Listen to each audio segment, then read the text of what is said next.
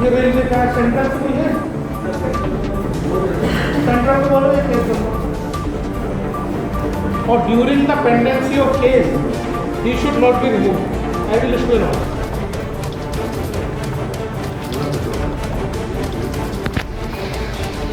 Madam ये समझ लीजिए इधर आके एविडेंस के साथ बात करते हैं।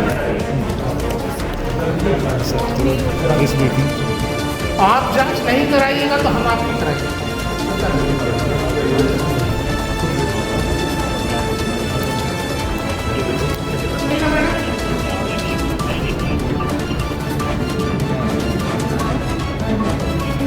मैडम जो थाना नजदीकी 0 का टाइम करा दीजिए।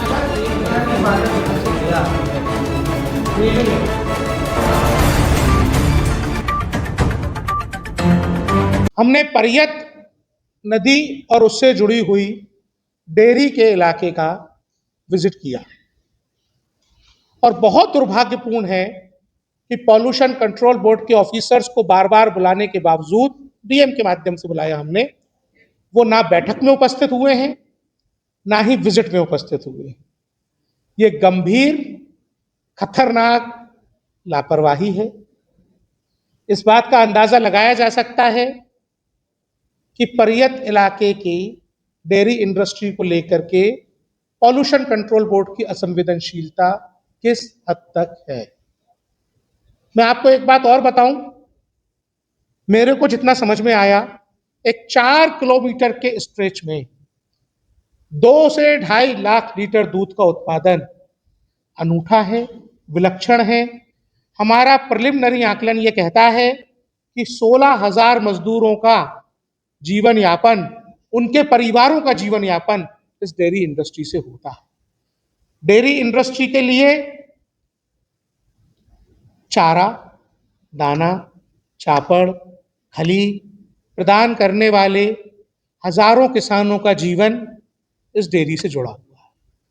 इस डेयरी से दूध की सप्लाई करने वाले सप्लायर, रिटेलर, घर घर दूध पहुंचाने वाले लोग अपनी आजीविका के लिए इस डेयरी से जुड़े हुए हैं।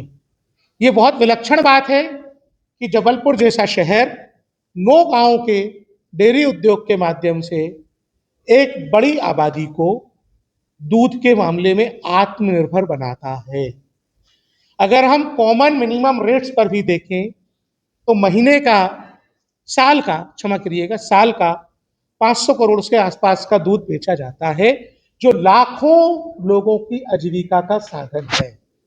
दुर्भाग्य यह है कि पॉल्यूशन कंट्रोल बोर्ड जैसी लापरवाह संस्था दुनिया के सबसे साधारण अपशिष्ट का निष्पादन करने में फेल हो गया। गोबर जैसा बायोडिग्रेडेबल वेस्ट हमारी परंपरा के अनुसार भी यदि हम उसकी कंपोस्टिंग के साधन बना पाते तो 7 से 21 दिन के समय में तो वो कंपोस्ट होकर मिट्टी में मिलने के लायक हो जाता। हमने आकलन किया तो 600 से 700 टन के आसपास वहां गोबर प्रतिदिन निकलता है।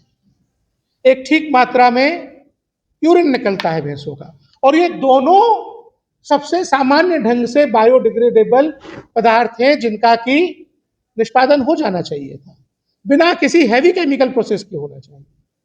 ये दुर्भाग्य है कि पॉल्यूशन कंट्रोल बोर्ड तकनीकी रूप से समृद्ध और सक्षम निष्पादन में विफल रहा है और डेयरीज को शिफ्ट करके लोगों की आजीविका के साथ खिलवाड़ करने के कुषड्यंत्र रचता रहता है। मैं इसकी निंदा करता हूं। हम जब एनर्जी के मामले में आत्मनिर्भर होने की बात करते हैं और इतना बड़ा एनर्जी का, मीथेन का भंडार, हम उसका अगर प्रबंधन नहीं कर पा रहे हैं तो ये जबलपुर का दुर्भाग्य है। एक और दुर्भाग्य इससे जुड़ा हुआ है। 7 किलोमीटर, परियत के 7 किलोमीटर के आसपास शहर का अपशिष्ट भेजा जा रहा है। कठौंदा करके कोई जगह मुझे बताई गई, 6-7 किलोमीटर का डिस्टेंस है। वैज्ञानिक अपशिष्ट निष्पादन ये तय करता है कि जो किचन से निकलने वाला वेस्ट है और जो गोबर का वेस्ट है, एक चार्जर है, एक में मीथेन की प्रचुर मात्रा है, दोनों को मिलाकर अगर सीबीजी प्लांट लगाए जाएं तो निश्चित रूप से जबलपुर जैसा बड़ा शहर खुद की एनर्जी की आवश्यकताओं की पूर्ति करेगा, अगल बगल में एनर्जी का प्रदाता बनेगा। लेकिन आवश्यकता यहाँ पे क्या है? लगभग 18-20 लाख की आबादी वाले जबलपुर शहर से निकलने वाले लगभग 600 से 1000 टन ठोस सूखे गीले कचरे की और इस बल्क वेस्ट जनरेटर डेयरी की अपशिष्ट को मिलाकर 1500 से 2000 टन का बड़ा सीबीजी प्लांट लगाने की योजना बना ली।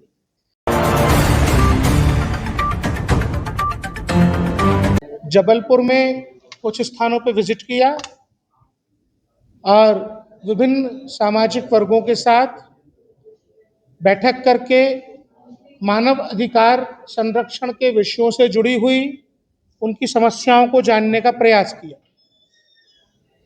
एक गंभीर विषय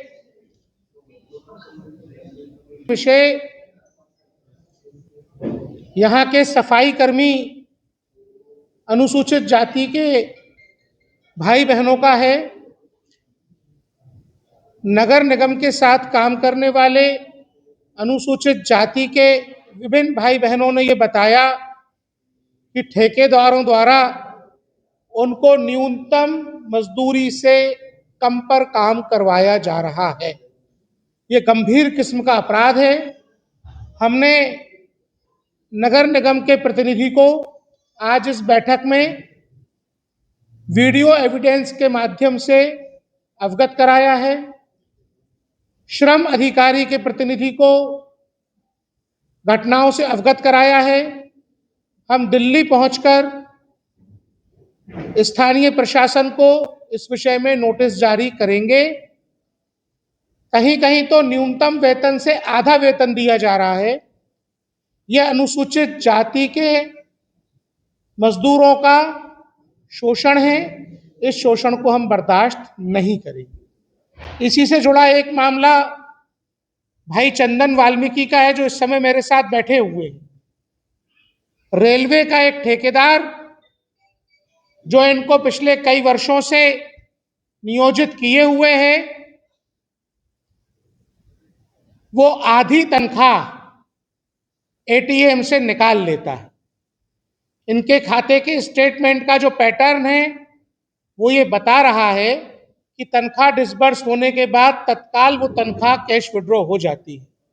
चंदन भाई का ये बताना है कि एटीएम ठेकेदार के पास है। भारत की रेलवे ठेकेदार को पूरा पैसा दे रही है, लेकिन ठेकेदार चोरी से मजदूरों का शोषण कर रहा है, अनुसूचित जाति वर्ग के मजदूरों का शोषण कर रहा है। हमने पुलिस को निर्देश दिया है कि स्टेटमेंट की पर्ची के अकॉर्डिंग एटीएम्स का सीसीटीवी फुटेज रिट्रीव करके ये देखें कि किस प्रकार इन गरीब अनुसूचित जाति के भाइयों पर डाका डाला जा रहा है। आप देख सकते हैं, चंदन जी ने जो स्टेटमेंट्स हमको दिखाए हैं वो आप देख सकते हैं। लेकिन एक बात मैं बड़ी स्पष्ट करना चाहूँगा और जबलपुर के संस्कारधानी के मीडिया के बंधुओं से करबद्ध निवेदन करके सहयोग चाहूँगा। कल मैं रात में लगभग 2 घंटा वाल्मीकि बस्ती में बिताकर आया हूँ। They are really traumatised. हालात ये है कि बेचारी बहनें 7-7 हज़ार, 6-6 हज़ार, 5-5 हज़ार रुपये में महीने भर झाड़ू लगा रही, चाहे वे बहनें हों या ये चंदन जी हों। शिकायत करने में डरते हैं। इनको भय है कि ठेकेदार इनको नौकरी से निकाल देगा।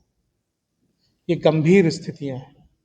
मेरा आपसे निवेदन है कि आपके माध्यम से ये संदेश पहुंचाया जाए कि during the pendency of inquiry, जो अभी और अभी से शुरू होती है, किसी भी मजदूर को निकाला गया तो उपलब्ध कानूनों के तहत प्रिंसिपल एम्प्लॉयर पर भी कार्रवाई की जाएगी।